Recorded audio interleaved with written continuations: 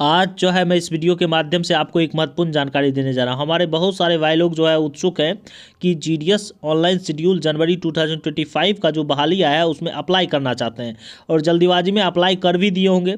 इतना जल्दीबाजी रहता है कि किसी भी प्रकार का कुछ समझते नहीं हैं और बार बार वही मिस्टेक कर रहे हैं। पिछले वैकेंसी जितना भी बहाली आ रहा है मैं देख रहा हूं कि बहुत सारे भाई लोग रिजेक्ट हो रहे हैं। और रिजेक्ट करने का क्या कारण है? मेजर कारण भी है और माइनर भी कारण है। बहुत सारा ब्लंडर मिस्टेक भी है और छोटा मोटा मिस्टेक के चलते भी जो है डीवी में रिजेक्ट हो रहे हैं। और वही सब चीज़ जो है आपको दोहराना नहीं है। अगर वीडियो को पूरा देख लीजिएगा उसके बाद ही आपको जो है फिल करना है फॉर्म को, और ये सब गलती नहीं करना है जिससे कि आपको बाद में किसी भी प्रकार का कोई समस्या ना हो। और मैं खुद भी जीडीएस बीपीएम हूँ, मेरा एक्सपीरियंस भी है। हर एक सर्कल से जीडीएस भी कनेक्ट है। मेरा टेलीग्राम ग्रुप है, 10,000 प्लस जीडीएस है। टेलीग्राम का लिंक जो है डिस्क्रिप्शन बॉक्स में है, वहाँ पे आपको हर एक जीडीएस मदद करेंगे। टेलीग्राम ग्रुप में आप लोग ज्वाइन कर ले। 10,000 प्लस जीडीएस है। बाद में आपका सिलेक्शन हो जाएगा। ट्रांसफ़र वगैरह में जो है म्यूचुअल ट्रांसफ़र एक ही साल में होता है, तो ट्रांसफ़र वगैरह जल्दी ले सकते हैं। तो आप वहाँ पर जाके जरूर ज्वाइन कर लें। वहाँ पर बहुत विभिन्न सर्कलों से जीडीएस ज्वाइन है। अब देखिए प्रॉब्लम क्या है, हम आपको बताने जा रहे हैं कि क्या क्या जो है मेजर माइनर मिस्टेक है जिसके वजह से जो है सिलेक्शन लिस्ट मेरिट लिस्ट में नाम आने के बाद भी रिजेक्शन हो रहा है। और रिजेक्शन हो रहा है पिछला जितना भी वैकेंसी हो रहा है मैं देख रहा हूँ। खुद पर्सनल एक्सपीरियंस है, जीडीएस हूँ, हर एक जगह से प्रॉब्लम आ रहा है तो मैं समझ रहा हूँ। पहला कुछ लोग होशियारी क्या करते हैं कि दो रजिस्ट्रेशन कर लेते हैं। मोबाइल नंबर ईमेल आईडी से अलग अलग चेंज कर करके जो है अपना 2 रजिस्ट्रेशन करके 2 डिवीज़न में अप्लाई कर दिया। अरे भैया सॉफ्टवेयर वेस्ट है, पकड़ लेगा, कैंडिडेचर ही रिजेक्ट कर देगा। तो ये गलती नहीं करना, एक ही रजिस्ट्रेशन करना है। समझ में आ रहा है आपको? और यूनिक होना चाहिए मोबाइल नंबर ईमेल आईडी से। वो रजिस्ट्रेशन जीडीएस में पहले नहीं हुआ हो, इस बहाली में नहीं हुआ हो। उसके बाद नाम जो है जिस प्रकार से 10th के मार्कशीट में नाम है उसी प्रकार से आपको यहाँ पे लिखना है, मतलब टाइप करना है। रजिस्ट्रेशन में वही नाम डालना है। फादर नेम उसी प्रकार से जिस प्रकार से 10th के मार्कशीट में है। डेट ऑफ बर्थ बहुत बड़ा कारण है। डेट ऑफ बर्थ अगर गलती डाल दिए, क्योंकि डेट ऑफ बर्थ जो है मेरिट लिस्ट में नाम आने के लिए आप बहुत बड़ा मददगार साबित होता है। जब मार्क्स सेम हो जाता है तो डीओबी देखा जाता है। तो डेट ऑफ बर्थ गलत नहीं होना चाहिए, एकदम सही होना चाहिए, राइट होना चाहिए। उसके बाद देख लीजिए जेंडर तो आपको पता ही है, कोई इशू नहीं है।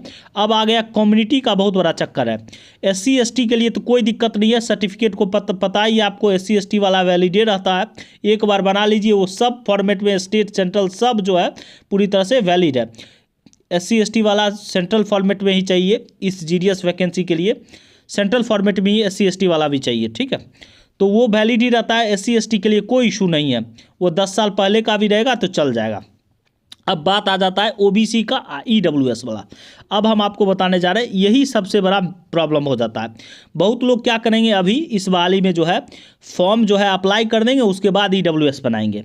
ठीक है, अगर फाइनेंशियल ईयर वाला EWS बन गया, क्योंकि इस बार जो है मेंशन कर दिया है, नोटिफिकेशन में मेंशन कर दिया है कि फाइनेंशियल ईयर वाला क्लोजिंग डेट के एप्लीकेशन जो लास्ट डेट होगा उसके बाद भी बनेगा तो एक्सेप्ट हो जाएगा। लेकिन वो 31 मार्च तक आपको बनाना पड़ेगा, क्योंकि 31 मार्च के बाद जैसे ही बनाइएगा तो दूसरे फाइनेंशियल ईयर का बन जाएगा। तो EWS वाला फाइनेंशियल ईयर फॉर्म भरने के बाद भी बन जाएगा, तो इस वैकेंसी के लिए वैलिड है, कोई दिक्कत नहीं है। लेकिन अब बहुत जगह जो है फाइनेंशियल ईयर वाला बनता नहीं है, अब बनता है जब से इशू होगा EWS का प्रमाण पत्र तब से 1 साल तक। तो आपको क्या करना है कि पहले ही EWS बनवा लेना है CO स्तर पे, अंचलाधिकारी स्तर पे, उसके बाद ही GDS वाला अप्लाई करना है। पहले ये पता कर लीजिए कि आपके जो ब्लॉक में जो है वो बन रहा है फाइनेंशियल ईयर वाला कि 1 साल वाला, मतलब इशू से next 1 year from date of issue से, मतलब जब से प्रमाण पत्र जारी होगा उससे 1 साल, या फाइनेंशियल ईयर वाला 1 अप्रैल से वैलिड हो जाता है। जब भी बनेगा 1 अप्रैल से लेकर 31 मार्च तक, और 31 मार्च के बाद एक्सपायर हो जाएगा। तो आपको EWS बना के उसके बाद ही अप्लाई करना है। मेरा सजेशन समझ लीजिए। OBC वाले को लिए मैं बता देता हूँ। OBC के लिए जो है आप देख लीजिए कि आपका सर्टिफिकेट जो है क्लोजिंग डेट तक, जो OBC सर्टिफिकेट आपका वो क्लोजिंग डेट तक आप EWS में आ रहे हैं कि नहीं आ रहे हैं। अगर नहीं आ रहे हैं तो सेंट्रल फॉर्मेट में OBC भी बना लीजिए, कोई दिक्कत नहीं है। लेकिन इस बार नोटिफिकेशन में मेंशन है कि आप क्रीमी लेयर में नहीं भी फॉल करते हैं क्लोजिंग डेट तक, मतलब फॉर्म भरने के लास्ट डेट तक, तो भी कोई प्रॉब्लम नहीं है, उसके बाद भी आप बनवा सकते हैं। उसके बाद भी क्लोजिंग डेट के बाद भी जो है अगर आप बनवा दीजिएगा ओबीसी एनसीएल वाला तो चल जाएगा। लेकिन मैं उनको भी कह रहा हूँ ओबीसी वाले के लिए भी जो है फॉर्म भरने से पहले बना लीजिए सर्टिफिकेट, उसके बाद ही जो है अप्लाई कीजिए। और ईडब्ल्यूएस वाला सभी जगह बदल रहा है, फाइनेंशियल ईयर वाला बन नहीं रहा है, तो आपको जो है पहले बना के उसके बाद ही अप्लाई करना है, ये बात समझ लीजिए। और ईडब्ल्यूएस वाले जो है वो ईडब्ल्यूएस वाले इनकम सर्टिफिकेट भी बना लेंगे। इनकम सर्टिफिकेट के साथ साथ जो है अपना ईडब्ल्यूएस बना के ही जो है फॉर्म को अप्लाई करेंगे, ये समझ लीजिए। पूरा क्लियरली मेंशन है इस बार क्रूशियल डेट का चर्चा कर दिया है। और इससे पहले जीडीएस के वाले में क्रूशियल डेट का चर्चा नहीं था, फाइनेंशियल ईयर वाला ले लेते थे, आसानी से ले लेते थे, कोई दिक्कत नहीं था। बहुत सारे डिवीज़न फाइनेंशियल ईयर वाला ले लेता था, फॉर्म भरने के बाद की भी बना हुआ है ले लेता था। लेकिन कुछ डिवीज़न जो है समझते हैं ना, जो उतना जानकार नहीं है वो जो है रिजेक्ट कर देते थे। ओबीसी के मामले में भी रिजेक्ट कर दिए हैं बहुत जगह, ईडब्ल्यूएस वाले में तो किए हैं, ओबीसी के मामले में किए हैं। वो लोग जो है अपना कैट चले जाएंगे तो समझ में आ ही रहा है, क्योंकि ईडब्ल्यूएस वाला भी फाइनेंशियल ईयर पूरे के लिए वैलिड है। ओबीसी के लिए सुप्रीम कोर्ट का गाइडलाइन है कि जो है 3 साल तक, अगर क्लोजिंग डेट के 3 साल पहले तक भी इशू है, उसके 6 महीना के बाद तक भी जो है ओबीसी वाला पूरी तरह से वैलिड है। सुप्रीम कोर्ट का गाइडलाइन है। ईडब्ल्यूएस वाला पूरा फाइनेंशियल ईयर कवर कर देगा, जब भी बनेगा 1 अप्रैल से होगा। लेकिन अब जो है डेट ऑफ इशू से बन रहा है, मतलब जब से प्रमाण पत्र बनेगा उसके अगले 1 साल तक के लिए ही वैलिड रहेगा।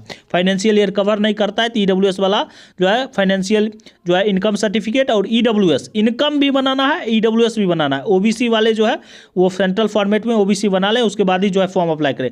बेसिक प्रॉब्लम यही हो रहा है, सबसे ज़्यादा प्रॉब्लम कास्ट में हो रहा है, तो कास्ट पे विशेष ध्यान दें, पहले बना के ही जो है करें ये सब जो है, ठीक है। नहीं तो सब जो है मिजाज पे डिपेंड करता है, आप समझ ही रहे हैं। तो अगर वीडियो पसंद आए तो चैनल को सब्सक्राइब करें। और एक चीज़ और भी मैं आपको बताने जा रहा हूँ कि जिस समय आप रजिस्ट्रेशन कर रहे हैं उस समय आपको पूछ रहा होगा कि कौन से लैंग्वेज स्टडी कर रहे हैं। आपके मार्कशीट में सेकेंडरी में 10th के मार्कशीट में कौन सा लैंग्वेज है, तो आपको दोनों सेलेक्ट करना है। अगर आपके 10th के मार्कशीट में इंग्लिश भी है हिंदी भी है तो इंग्लिश हिंदी दोनों सेलेक्ट करना है। अगर इंग्लिश हिंदी संस्कृत तीनों है तो तीनों सेलेक्ट करना है। वहाँ पे रजिस्ट्रेशन के टाइम ही तीनों सेलेक्ट करना है। और जिस समय आप अप्लाई करेंगे उस समय जो है अपना सब्जेक्ट एकदम करेक्टली डालना है, करेक्टली डालना है, उसमें किसी भी प्रकार का मिस्टेक कीजिएगा कोई दिक्कत नहीं है। आधार कार्ड में जिस प्रकार से आपका जो है एड्रेस है उसी प्रकार से आपको फॉर्म में भी डालना है, क्योंकि मैच करता है। बहुत जगह जो है पिन कोड के वजह से भी प्रॉब्लम क्रिएट कर देता है, समझ रहे हैं। डिपार्टमेंट में कुछ ना कुछ लगा के जो है किसी भी तरह से परेशान करना, तो ये सब जो है आपको गलती नहीं करना है।